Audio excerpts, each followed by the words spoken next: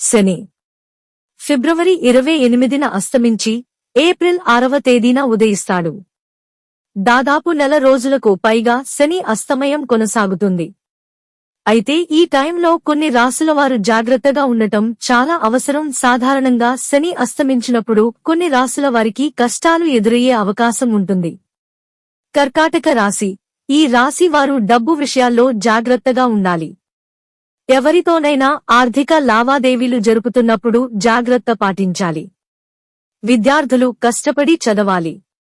వివాహ జీవితంలో సమతుల్యత పాటించడం వల్ల ఒత్తిడి తగ్గుతుంది. Latest videos. సింహరాశి.